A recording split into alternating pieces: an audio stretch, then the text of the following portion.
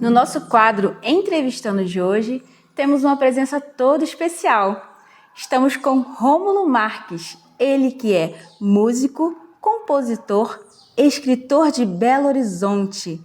Atualmente mora na França, diplomado no Conservatório Dairus Milhaud de Paris, fez shows pela Unesco em Paris com a Sinfônica Carioca, com participações de Leila Pinheiro, Chico César, Zé Renato, Sérgio Santos, entre outros. Muito obrigado pela sua participação no nosso quadro. Obrigado.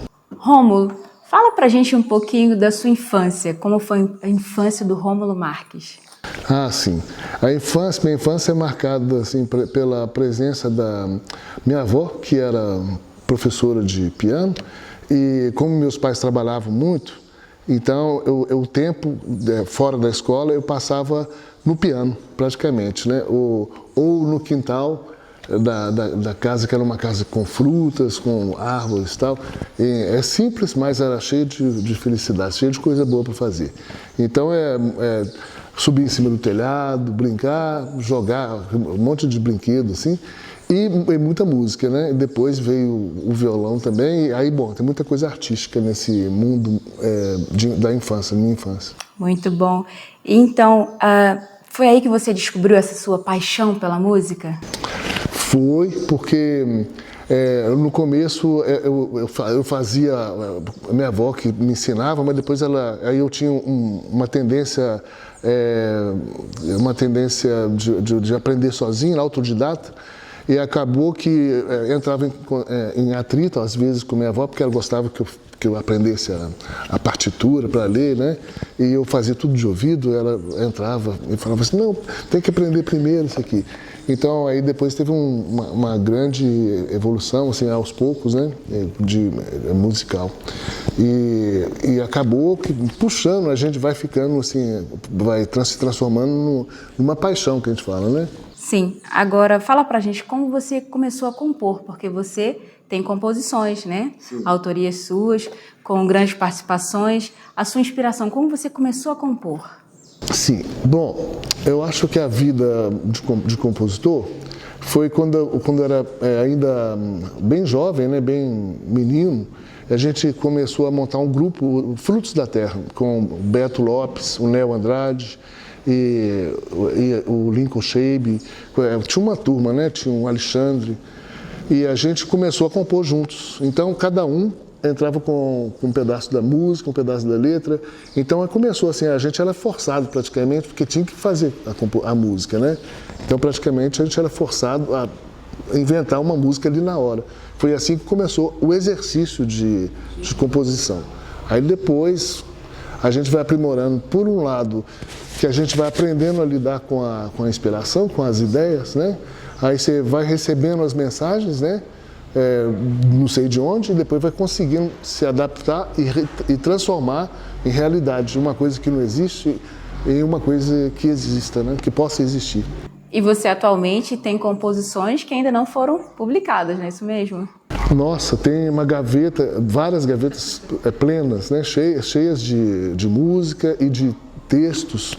E tem muita coisa guardada e às vezes a gente pega assim, tira da gaveta, mas não é fácil. Quando tira da gaveta, aí com o tempo que a gente tem que atualizar a coisa que está arquivada, aí você tem que voltar a sentir aquela coisa daquele dia que você estava fazendo. Então, tem um período de tempo, espaço, tempo, né, que você tem que voltar naquele momento que deu a inspiração e tentar continuar a partir daquilo ali, sem tentar quebrar uma ideia inicial. Você começa a colocar coisa muito sofisticada que não era, que você não tinha na época, e pode quebrar a magia, que é natural, uma coisa uma coisa que vem pura, né, de não sei de onde. A inspiração, com certeza. E nós somos os nossos maiores autocríticos, né? Para gerar algo inspirador que vai também tocar. Porque a música é isso, é algo inspirado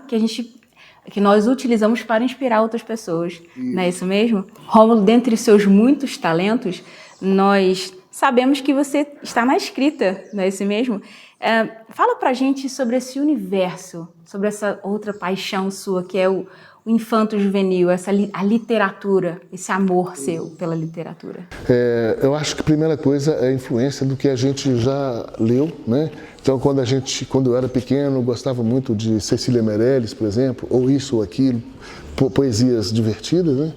E outras coisas, coisas, O Pé de Laranja Lima, do José Mauro de Vasconcelos, e tantas coisas bonitas que me inspiravam, né? Aí depois, eu sempre anotei, sempre escrevi coisas. Aí a coisa acelera muito quando a gente começa a geração que a gente... Quando a gente é pequeno, é uma coisa. Depois, quando a gente cresce e vira adulto e vai lidar com crianças como os seus próprios filhos, os nossos próprios filhos, aí a coisa muda. Por quê? Porque a gente vira um contador de histórias. Então, a partir desse momento, a gente está contando uma história, aí você tem que trabalhar, elaborar uma forma de abordar essa história e de interessar o seu filho, né? A criança que está perto de você. Então, no começo não é uma literatura, no começo é um conto de histórias, né? Então, a gente é contador de história primeiro, antes de ser escritor. Sim, com certeza. E pai, né? Que acima de tudo conta uma história para os seus filhos. Isso é importante porque, por exemplo, eu lembro quando eu contava para o meu primeiro filho umas histórias, ficava passeando no parque, aí eu contava para ele uma história, aí eu olhava para ele para ver se estava acontecendo, né? Se ele estava concentrado, aí ele estava olhando, prestando muita atenção. Aí eu continuava, aí eu tinha a obrigação de continuar a história.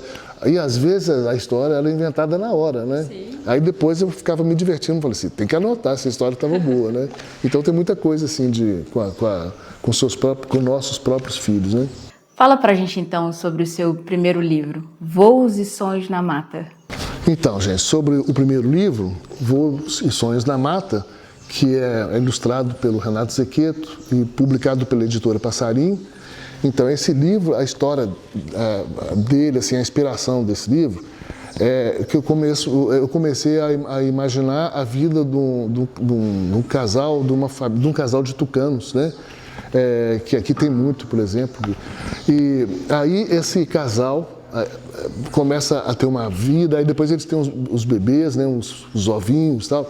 Aí, na verdade, a gente tem que entrar dentro da cabeça do tucano, para poder tentar entrar numa história e tentar fazer uma coisa bem assim, como se eu fosse o próprio tucano contando minha história. Então, aí teve uma série de pesquisas, né, para poder você entrar nesse universo animal, sobretudo das aves e da natureza também, que acontece numa floresta muito linda, muito mágica, cheia de coisas acontecendo, e outros animais. E aí a história vai desenvolvendo, aí vai se tornando uma coisa, vai se tornando uma coisa assim, emocionante, porque os animais estão lá sozinhos, assim, naquele universo que o papagaio e vários bichos se encontram, aí de repente um dia chega o humano. Aí a história começa a se transformar, desenvolver. Só lendo o restante para saber. É só lendo. Então é um pequeno assim, resumo assim, do que acontece. Sim, com certeza. E sobre o seu segundo livro?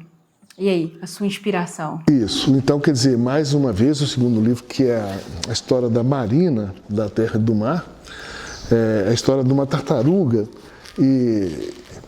E a história da tartaruga, que sempre me apaixonou, sempre assim me chamou a atenção, a história da tartaruga, porque é muito rápido. Todo mundo tem na cabeça, tem em mente que a tartaruga é um bichinho lento, devagar, que faz as coisas lentamente. Só que quando você observa na história da tartaruguinha, ela nasce sem a mãe. Ela nasce na areia, né? na praia.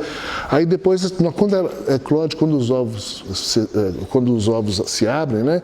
De todas as irmãzinhas tartarugas, Aí tem que sair correndo para o mar, porque está cheio de predador, cheio de bicho querendo comer. Então, aí começa uma corrida. A luta pela sobrevivência. Então, aí é ao contrário do que a gente imagina da tartaruga, é muito, assim, você não pode perder nem um segundo. Você tem que correr, porque senão vem o pássaro tal e te come. Depois você tem que correr, senão o caranguejo está te esperando lá na praia. Então, é uma série de coisas.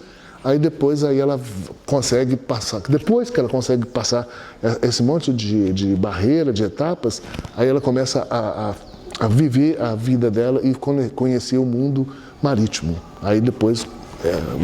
Com novos desafios. Um novo desafio, um atrás do outro. Sim, com certeza.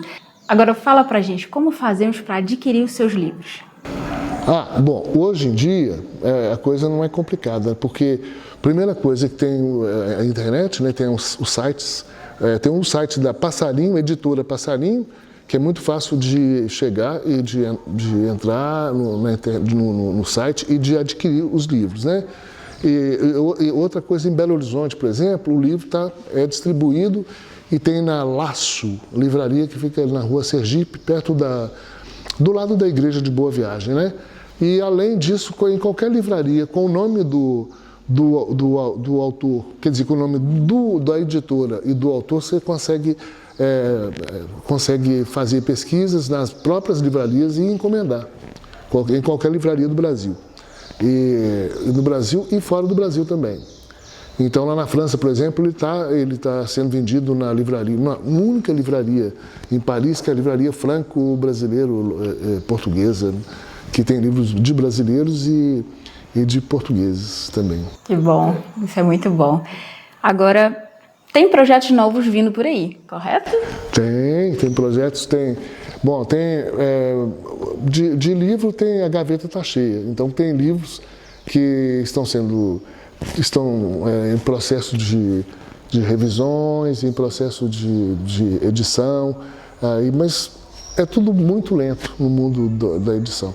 E de música também tem projetos também vindo, né? Agora, por exemplo, a música Mera Quimera, uma marchinha que acabou sendo qualificada, selecionada para o concurso do Mestre Jonas da cidade de Belo Horizonte, para o Carnaval, que é uma coisa de diversão mesmo, né? E o projeto do novo disco, do meu novo álbum, que eu estou começando a elaborar, que eu vou fazer na França mesmo. Isso é muito bom. Então, teremos a participação dele aqui no Brasil. Rômulo, mais uma vez, gostaria de agradecer a sua participação no nosso quadro Entrevistando. Eu que devo agradecer. Muito obrigado. E para fechar com chave de ouro, vamos ouvir um trecho de uma música do Rômulo. Vamos lá.